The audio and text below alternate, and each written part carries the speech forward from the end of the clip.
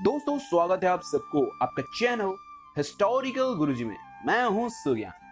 दोस्तों कुछ दिनों से वीडियो नहीं आ रहा था क्योंकि एक मेडिकल इमरजेंसी आ गया था, जिस वजह से वहां पे मैं बिजी था। खैर दोस्तों चलिए शुरू करते हैं आज के वीडियो को। दोस्तों आज मुझे एक कविता का याद आ रहा है। उड़िया में वो कविता होगा, थोड़ा ध्यान से सुनना। मानव जीवन नुहई केवल वर्ष मास दिन दंड कर्मे जिए नर कर्म एकातार जीवनर मानदंड। पता है इस कविता को कौन लिखे थे? इस कविता को वो लिखे थे जिन्हें हम उत्कल मणि बुलाते हैं। जी हाँ, मैं बात कर रहा हूँ उत्कल मणि गोपबंधु दास जी के बारे में। वो गोपबंधु दास जो स्वतंत्र उड़ीसा प्रदेश तथा उड़िया भाषा को बचाने के लिए लड़ाई लड़ा, असहयोग आंदोलन में कूदकर कई दफा अंग्रेजों के द्वारा जेल में भी डाल दिए गए। जब हैजा रोग में लोग मर रहे थे तब वे अपने जान पे खेलकर लोगों की जान बचा रहे थे। उन्होंने कई काव्य एवं कविताओं का रचना जेल में रहने के दौरान ही कर दिए थे, जिनमें बंदीर आत्मकथा, धर्मपद, अवकाश चिंता आदि अनेक नाम आता है। पर उसमें हम डिटेल में नहीं जाएंगे क्योंकि वीडियो हिस्ट्री का ना होकर साहित्य का बन जाएगा। खैर दोस्तों, सन 1877 अक्टूबर महीने के 9 तारीख को उड़ीसा के पुरी जिले के स्वांडो गांव में पिता दैतारी दास एवं माता स्वर्णमयी देवी के यहाँ इनका जन्म हुआ। जब वे सिर्फ 12 साल के थे तब उनका विवाह करवा दिया गया, पर वो अपने पढ़ाई को जारी रखते हैं। सन 1893 को उनके माताजी का देहांत हो गया और इसी साल वो अपने गांव के विद्यालय से प्राथमिक शिक्षा प्राप्त करके पूरी जिला स्कूल में दाखिला ले लिए। वहां पढ़ने के समय वो राधानाथ राय, जो कि अपने आप में एक लीजेंड थे, उनका भी आलोचना करने से नहीं कतराते। कभी कभी तो किसी बात को लेकर गोपबंधु दास जी मधुसूदन दास जी के साथ भी अड़ जाते थे, पर दोनों के बीच था एक दूसरे के प्रति ढेर सारा सम्मान, क्योंकि दोनों का लक्ष्य एक ही था, अखंड ओडिशा प्रदेश का गठन। इसीलिए मधुसूदन दास युवा नेता गोपबंधु दास जी को हमेशा गाइड करते थे ताकि उनको सही रास्ता दिखा सके। चलिए थोड़ा जान लेते हैं कि गोपबंधु दास जी एक महान व्यक्तित्व बने तो बने कैसे। अगर महादेव नहीं होते तो कभी परशुराम नहीं होते, अगर परशुराम नहीं होते तो कभी महागुरु द्रोणाचार्य भी नहीं होते, अगर महागुरु द्रोणाचार्य भी नहीं होते तो कभी अर्जुन भी नहीं होते। कहने का तात्पर्य यही है कि हर एक महान व्यक्तित्व के पीछे एक महान गुरु भी होता है। ठीक ऐसे ही गोपबंधु दास जी का भी एक महान गुरु थे, जिनका नाम था मुक्तिया रामचंद्र दास। एक शिक्षक तथा एक राष्ट्रवादी नेता जो अपने दृढ़ व्यक्तित्व के माध्यम से अपने छात्रों के अंदर राष्ट्रवाद तथा अखंड ओडिशा प्रदेश के गठन का बीज बोते थे। उनके निर्देश पर रंभा नाम के स्थान में एक सम्मिलनी का आयोजन किया गया। इस सम्मिलनी में मुक्तिया रामचंद्र दास अखंड ओडिशा प्रदेश के गठन का आह्वान लगाए। तब ओडिशा खंड खंड होकर बंगाल, बिहार, मध्य प्रदेश एवं आंध्र प्रदेश में बढ़ चुका था।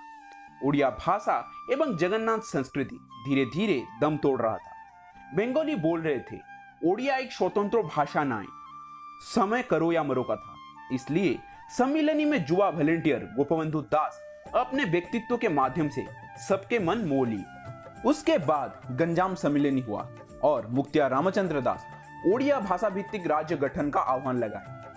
आगे उत्कल सम्मिलनी गठन करके इस आंदोलन को घर घर तक पहुंचाने का दायित्व गोपबंधु दास एवं अन्य युवा नेताओं को दिया गया।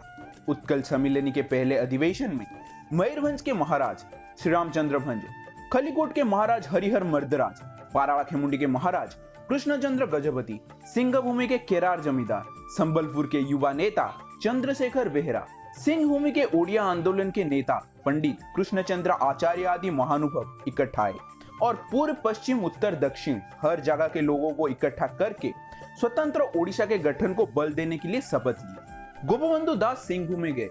वहां वो ओडियाओं को हर गांव में भागवत टुंगी के गठन करने के साथ साथ उड़िया में पाला, नाटक और अन्य सांस्कृतिक अनुष्ठानों को धूमधाम से मनाने को कहा। वो रोज हर एक गांव घूमते थे और लोगों के पास ये संदेश पहुंचा रहे थे।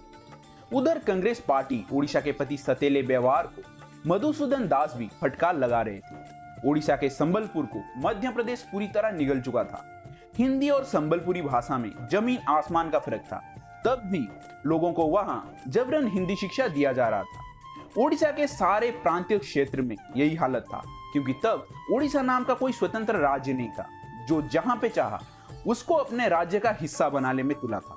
सन 1918 को एक बैठक अनुष्ठित हुआ जिसमें सिंहभूमि, खरसुआ, सढ़ईकड़ा, धड़भूमि, ब्रह्मपुर, चिकिटी, मंजूसा, तरड़ा, छत्रपुर, मेदिनापुर, विशाखापट्टनम एवं संबलपुर को दूसरे राज्यों के कब्जे से छुड़ाने का शपथ लिया गया। ओडिया नौजवानों को शिक्षा देने के लिए गोपबंधु दास एक विद्यालय का गठन किए जिसका नाम रखा गया सत्यवादी वन विद्यालय। इसमें उनको मदद किए उनके सहयोगी और वे थे पंडित नीलकंठ, पंडित गोदावरीश, पंडित हरिहर एवं पंडित कृपा सिंधु।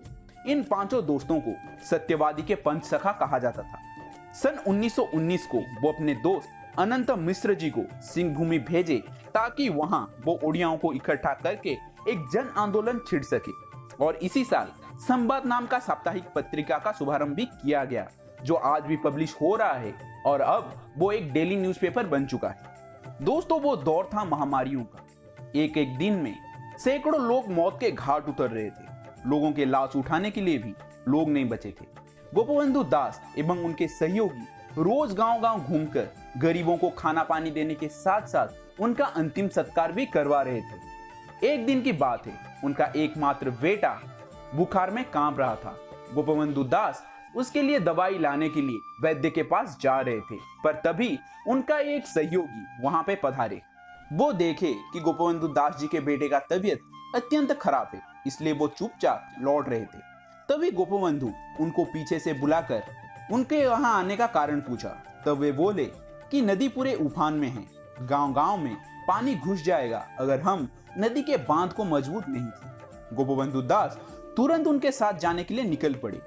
जब उनके पत्नी उनको रोका तब वे बोले, यहाँ मेरे एक बेटे का जिंदगी दांव पे लगा है, पर वहां मेरे हजारों बेटों का जिंदगी दांव पे लगा है, मुझे जाना होगा। जब वो सारे काम निपटा कर घर लौटे तब तक उनके बेटे का देहांत हो चुका था। इसी से ही उनका जो महान व्यक्तित्व था उसका परिचय मिलता है। खैर दोस्तों, दुर्भाग्यतः गोपबंधु दास स्वतंत्र ओडिशा प्रदेश देखने के लिए नहीं रहे और 17 जून सन 1928 को वो इस दुनिया से चल बसे। दोस्तों, लोग उन्हें उत्कल मणि बुलाते थे। एक लाइन में मैं अगर बोलूं तो वे एक कवि, एक फिलोसोफर, एक सोशल वर्कर, एक स्वाधीनता संग्रामी और एक सच्चा ओडिया होने का कर्तव्य निभाए।